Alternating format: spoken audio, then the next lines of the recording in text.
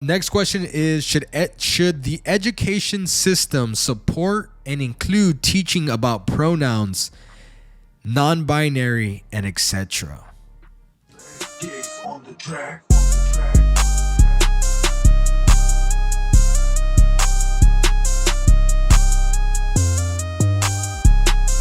Welcome to another episode of the Common Podcast, where we speak upon common sense and realize it really isn't that common. Guys, welcome to the first ever Q&A. This is the first for a couple of things on this channel. First, we're doing a Q&A. We've never done a Q&A. We've done Would You Rathers before, never a Q&A. And we're also doing this live. So as you all are watching this, I am live on Twitch, where people are going to be able to give live feedback, live interaction. So this is the first of hopefully many, depending on the feedback that y'all give. If y'all like these type of Q&A podcasts, definitely will do it in the future. I think this is something that is going to be very engaging, and I think it's fairly easy to do. Just to be extremely transparent, the reason why I decided to do it this time is because sometimes I have scheduled guests to come on and they cancel, so I don't like to miss the weekly uploads, and I thought, you know what? I haven't done a Q&A, and I think it'd be a great way to engage with the listeners, and that is why we're here. We're doing it. We're live, and we got plenty of questions, and I'm very excited to do this. Again, like I said, this is the first time we're doing this, so, the way we go about this in the future might be completely different, but we got to start somewhere, and that's exactly what we're doing. If you want to submit any questions, even if it's not Q&A, if you want to submit a topic, if you want to feature on the podcast, if you want to do any type of engagement with the podcast, if you're a sponsor trying to reach out, etc., the best way to contact us through the podcast is going to be on Instagram. That's where we hosted the Q&A, which is the Real Common Podcast on Instagram. If you're a new listener, the best way to find the podcast is going to be The Common Podcast. I actually have it on the screen, Spotify, for those of you watching. The Common Podcast on YouTube, Spotify, and almost anywhere else that you can find podcasts. That's where you can catch us. And without further ado, I think we're going to get straight into a Q&A. Again, I want to do these things very often. I think it's going to be fairly engaging and very interesting. I can probably even thread out some full-on topics to bring a guest on the show. That's going to be the primary ideal way to go about these podcasts, is actually getting a guest and sitting down talking about a topic. But who knows, this segment of the podcast might be very enjoyable for y'all. So that's what we're going to do. That's what we're going to tackle today. For the people watching, I am going to briefly screen through my socials. So if you want to check out my TikTok, the handle is Rogelio Quintero Jr. That's my name. The Instagram is going to be The Real Common Podcast, as I said before, and YouTube, which is The Common Podcast, also Spotify, which I just had up. So y'all can find me on those socials if you are a new listener. For the old listeners, you already know the deal. So first question of the Q&A is, I think, important. I kind of already briefly talked about it. First question, all of these are going to be anonymous. I put up an anonymous questionnaire, and some of y'all submitted it through there. Some of y'all sent me DMs.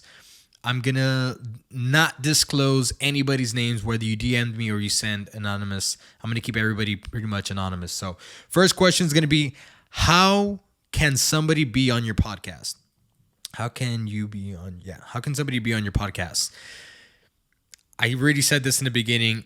Anything that has to do with the podcast, if you want to feature on it, if you want to engage with us, you want to reach out for us in any way, the best way to do that is through Instagram. It's going to be The Real Common Podcast. For the most part, you don't need any high credentials. You just need to be willing to have tough conversations to jump on the podcast. Literally, I will have almost anybody on who is willing to have tough conversations and engage in a healthy, constructive. It can be combative at some times, but if you're willing to have those type of conversations, I'm all up for it. I'm all game, as they say. Let me change this. So that's gonna be the first question. Let's see the next. Some of these are actually pretty deep, and some of them are very surface level. I can kind of just answer them pretty quickly. But The next one is, what is the best advice you've ever given? I really like this question a lot because I tell everybody, I actually just spoke to somebody a couple of days ago, and the best advice that I can ever give somebody is manage your suffering or your suffering will manage you. And I truly believe that 100%. I think there's one thing that's inevitable from the day that you're born, and that's suffering.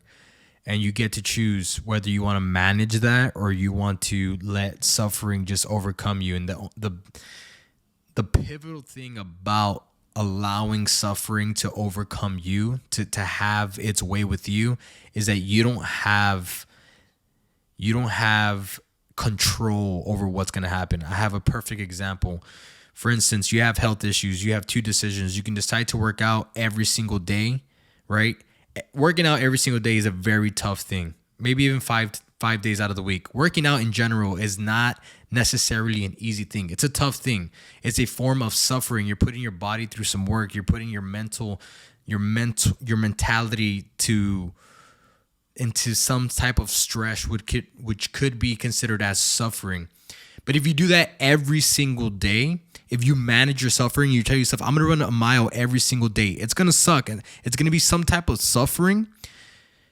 But if you get to manage that suffering, you get to manage how much you're hurting every single day, as far as, okay, the mile's going to hurt, but after, 10, whatever you run the mile on, after that, I get to go to sleep or I get to go home. I get to enjoy the rest of my day, as opposed to not deciding to do anything about your health, going into your 30s, 40s, hopefully even 50s, and then having health issues to the point where you're having things being amputated because you're diabetic, or you have a very short life expectancy because you didn't take care of yourself. Those are things that you essentially could have controlled, but you decided not to manage your suffering. So your suffering, whether it be death, sickness, whatever, is going to overcome you at its rate, at its hands. You're not going to have any control over that. So that's the number one thing I can recommend. And that's one example, but I think there's a plethora of examples that you can take that. I think generally speaking, that is the best advice that I can ever give anybody. Manage your suffering or your suffering will manage you. So great question there. I really liked those questions. And let's see, for the next question is, this is a very surface level. Who was the last person you texted? The last text I sent was in a group chat with some coworkers.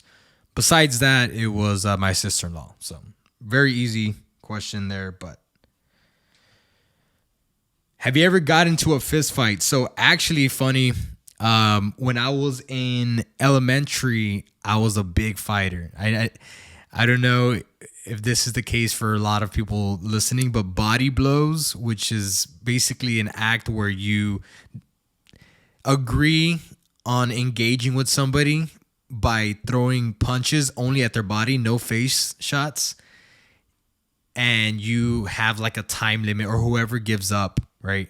And you just dish it out until somebody gives up, basically. I was really into that in elementary, and actual fights where, someone's mad at somebody and whatnot. But as soon as I got into, I want to say 8th grade, maybe I'm going to 9th grade, I kind of realized that, I'm going to eventually get into some big trouble, whether it be legal trouble or I'm going to get my butt handed to me if I keep up this type of behavior. Because then again, a lot of people were just maturing a lot quicker than me. And I was like, yeah, I don't want to keep this up. So yes, I have been in fist fights. I've been fights in school, but at a certain point, I kind of grew out of that. And I realized that if I don't want to get my butt kicked, I better start respecting people. And it wasn't something like, oh, I'm scared of people. It's just, you have to learn how to communicate with people. And I think that's proper etiquette, especially in the workforce and other things like that. So I don't advise anybody to fight. I think it's something that you should do if it is absolutely necessary. Other than that, don't do it. So this one's very interesting. This is the second time this person has asked this, and we kind of briefly talked about it on the last podcast, which the last one was actually right here, women dominate the dating scene. I asked it, but it was not tackled. We kind of just brushed on it. And the question is being a single mom a downgrade? So I have a problem with the way that this question is asked because it really does depend. It depends on a lot of things. It depends on the age. It depends on the two partners, where they're at in life and stuff like that. Does the guy have a child as well? And a plethora of things. But for the most part, generally speaking, I would have to say yes. I would. And I think that goes for both genders. I think that whether you're a male or a female and you have a child with somebody, that does not work. And then you decide to get into another relationship. It's just a lot more baggage to carry. And that's not to knock anybody down. If you're a single mom, or if you're a father who, it didn't work out with your baby mama and you're not with your partner that had your baby, it's not a knock towards you. It happens.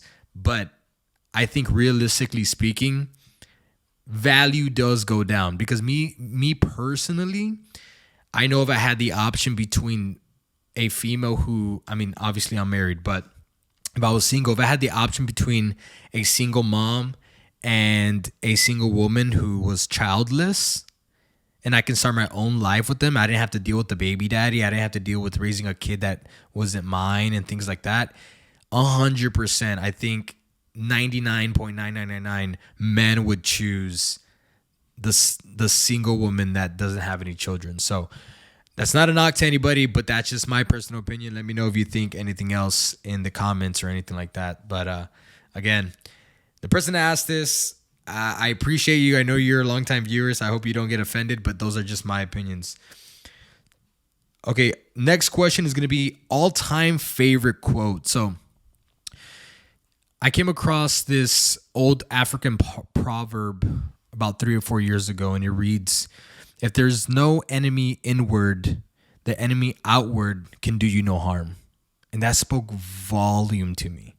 It spoke so much to me, because I think that has to do a lot with maturity, a lot about checking yourself in the mirror, not allowing other people to have an effect on your body, your mentality. I think a lot of people allow other things that they cannot control affect them like drastically, to the point where I think we all go through it. I think this is something that we all pretty much struggle with, where somebody comments something on one of our posts, or somebody says something about us, gossips about us, and then we get so upset. Like, how could they say that? But the thing is, we really cannot control what other people say about us. We can't control what other people do and things like that. So I think the true demon is within. I think the thing that we really have to conquer is within us. And the moment that we do that, that we come into terms with ourselves, we won't rely on other people's opinions, other people's actions to inflict how we feel about ourselves. I know that's something that's harder than what it sounds, and I think that's an ongoing thing that we have to work on. But I think that holds a lot of value. Right? If there is no enemy within, the enemy outward can do you no harm. I think that's very important. Pick things that you can control, or distinguish things that you can and cannot control. Forget the things you cannot control and try to perfect the things you can control. Right? The things that you have ability to get better at. Those are the things that you should be focusing on. Everything else is irrelevant, and everything will fall into place. I truly believe that. So that is one of my favorite quotes, because I will say that I have a lot of inspirational quotes actually in my studio. Benjamin Franklin, "Well done is better than well said." Teddy Roosevelt, "Accomplish what you can where you are right now with exactly what you have." That's something that is very good for procrastinators to really think about. Accomplish what you can with what you have right now. A lot of people overthink things to the point where they just don't even get anything done. So that's something that you should definitely let sit in and especially for my overthinkers, for the procrastinators and the perfectionists out there. So that's one thing. Next question is going to be, oh, this one's hilarious. This one's hilarious. So, should a married man go to ojos locos? So, that's a very specific question, and I don't know for all the listeners listening to this, maybe the locals to this podcast, but Ojos Locos is a restaurant. I don't know what they serve. It doesn't really matter, but I think the more universal restaurant that we can think of is Hooters. It's a Hooters-esque restaurant where women are, I think it's even more provocative than Hooters. It's women dressing in lingerie, serving food, walking around. There's alcohol and things like that. So this person is asking, should her husband be allowed to go to a place like this? And basically, should a married man, be able to go to a place like this? Again, I don't really like the way this question is asked. I'm probably going to get a lot of guys or men in trouble, married men in trouble, but I would ask the question of, why do you want to go to a place like that? I don't.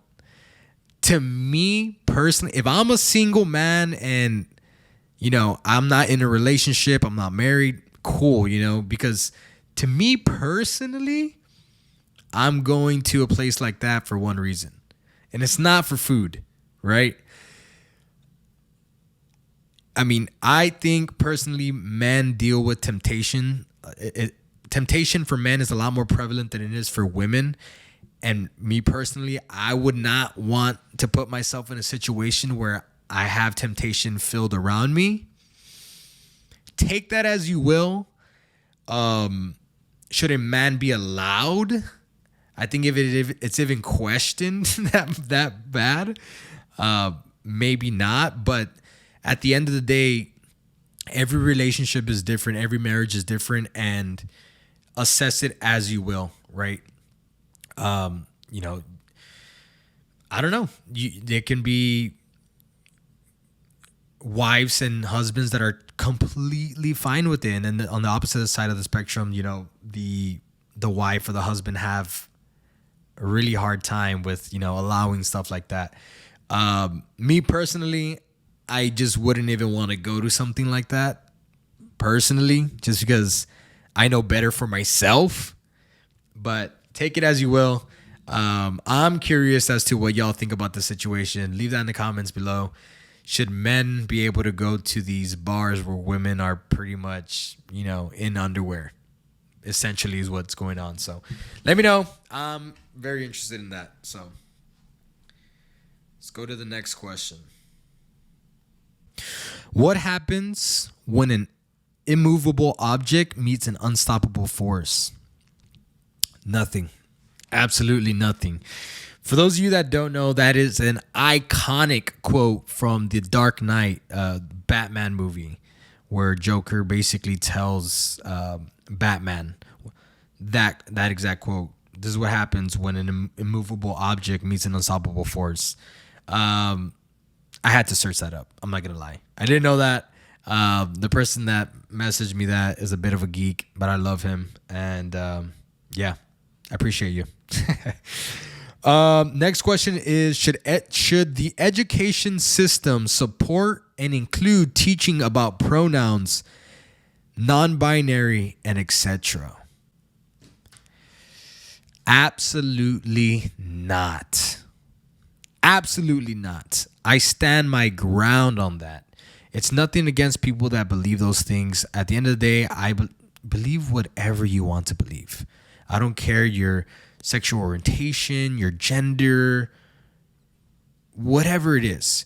But as soon as you start to stray away from the truth, from biological truth, from linguistic truth, from literature truth, that's where I'm like, okay. Because the thing is, when we start messing with the truth, things start to get very blurry on what reality truly is. And the world is already confusing as is. And for us to start messing with the things that we already know, like pronouns and genders and stuff like that, Absolutely not. Keep that away from the school system. I mean, the school system should be a place where people are learning facts, learning reality, right? Not confusing them more. That's my stance on it. Let me know what y'all think. I think that's an interesting question, but absolutely not. I would like to even have a full blown conversation, a panel where I get people on here and talk about that. I think that's very important. Is chivalry dead, and should it be? So for those of you that don't know, chivalry is basically an act of old traditional way of romantic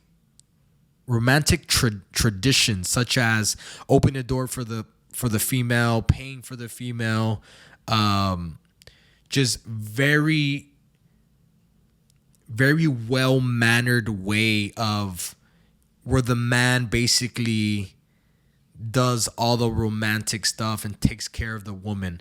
And I think why this person asked this question is because, as we know now, women are very successful, especially in America, which I'm pretty sure most of the people listening right now are. Women are almost as successful as men, especially the women that go into the medical field. They make bank, right? And the thing is, if women are working just as much as men and also making equally amount of money, if not more, right? It really depends, right?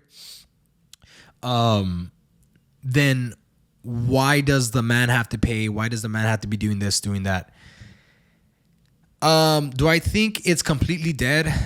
I don't think so. I think there are some very well-mannered men out there. I would like to say I'm a well-mannered man. Although I'm guilty of not like going and opening the door for my wife. Maybe I should. But I don't think it's completely dead. Has it really died off? I would say yes. I don't see it as often. But do I think that it should be in place? I think so. I think it's an act of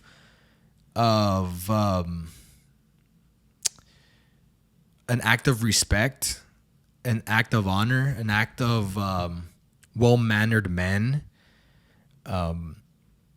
Yeah, I think if a man is doing that, especially in the beginning phase, in the dating phase, I think it shows true to his character of how he treats a woman and how he was raised.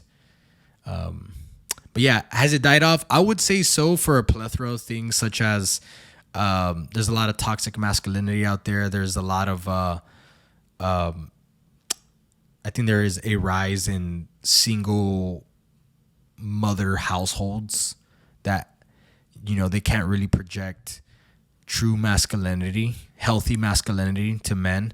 So yeah, I think it has died off a bit. Do I think that it should be implemented? Sure. I think that's a good question. Next question. Do you believe in karma? I absolutely do believe in karma, but I wouldn't necessarily. The thing is, the problem with karma is the condensation around the word karma is like, if you do this, the exact thing is going to happen to you. I don't necessarily think that's the truth. I think that when you give out to the universe, you essentially receive, right? You get what you give in this world, is what I truly believe. And then the Bible says it too, for the Bible thumpers out there. Treat other people the way you would want to be treated, because that's what you're going to get in return. I find that to be very true. Do I think, like, I don't know, like you slapping somebody and getting away with it, you're going to get slapped back? I don't think it's like a direct correlation like that. Do I believe in karma? I would say overall, yes. I think that it is. I think what you put out into the world, if you're putting out negative energy, I think you're going to receive it back. So that's what I believe in. Is Gen Z too sensitive? I hate being like the old head, like the millennials saying like, oh, this generation's too soft, because every generation basically says that about the up and coming generation, right? We're always saying like, oh, they're just too soft, they're just too sensitive, and blah, blah, blah. Although I do see that there is a tilt in the very feminine liberal side of things where people are getting offended a lot just by words or text, especially on social media. I do find that it is a lot more prevalent to see people get offended by, well, I mentioned on the quote earlier, if there's no enemy within, the enemy out can't hurt us. Well, I find that today's day and age that a lot of people are letting the enemy outward really defeat them. And so overall, what I say is Gen Z a little bit too sensitive. I would say that we are in a state of soft men in hard times. I would say that.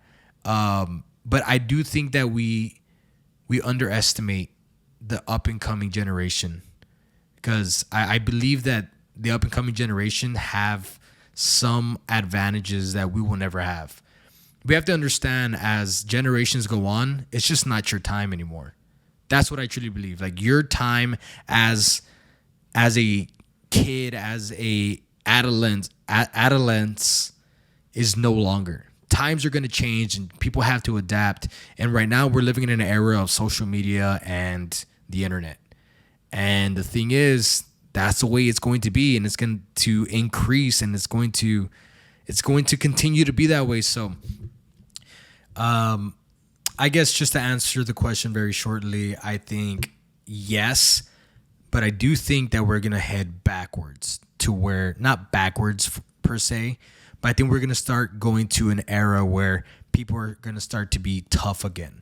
A lot of people don't believe when I say that, but if we look through history, we always see a tilt, kind of like a pendulum of people being very soft to getting super hard, very conservative, going back and forth. So that's what I believe. I'm hoping for it, but I guess we'll see. What is your opinion on pronouns? Get rid of them. Well, no, keep the right ones, but get rid of all the silly ones. There's no room for that. We got enough problems. We got enough things to worry about in this world. Get them out of here. Let's stop letting all these silly things confuse us and get in our way of the things that we need to focus on. For the people, I'm not sitting here and necessarily mad all day about pronouns because it doesn't affect me day to day. So that is my recommendation for the people listening is, if it doesn't affect you directly, stop giving it attention, because you're feeding fire. You're feeding fuel to the fire just by you giving it a negative. Just do not give it any attention at all. Any attention is good attention. So don't fight against it. Definitely don't fight for it, right? Is my opinion. So that is my opinion on pronouns. Get rid of them. And I think the best way to do that is to ignore them. I think that people that use those crazy pronouns and the whole gender thing, I think they're minority for sure. They're absolutely the minority. And to get rid of minority, you just ignore them. Focus on the majority. Focus on the people that you can have an effect on. So that is my opinion on that. And that might conclude all of the questions. Let me double check. That's going to wrap it up. So we are about to hit 30 minutes, guys. I genuinely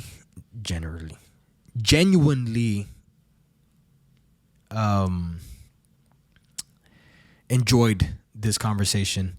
I didn't get too many viewers in here, but that's because this is the first time doing it. So I might do something live on Instagram, do maybe a Q&A live. I think people will be a little bit more engaging on there. But let me know what you all thought about this Q&A. Like I said, this is the first one. Cut me some slack. Things will get better. I might even have other people on some Q&As. But if y'all like it, just a solo podcast, a monologue rather, we'll keep it that way. Let me know, guys. This segment is all about what you all want, right? The Q&A is basically what y'all want to hear and in an exact format that you would like it. So let me know what y'all thought about this podcast and if you would like some of this type of content in the future. Thank y'all so much. I appreciate y'all. For the new listeners, you can find the podcast on YouTube, Spotify, and almost anywhere else that you can find podcasts. Thank y'all so much. I appreciate y'all. And until next time, we'll catch y'all later.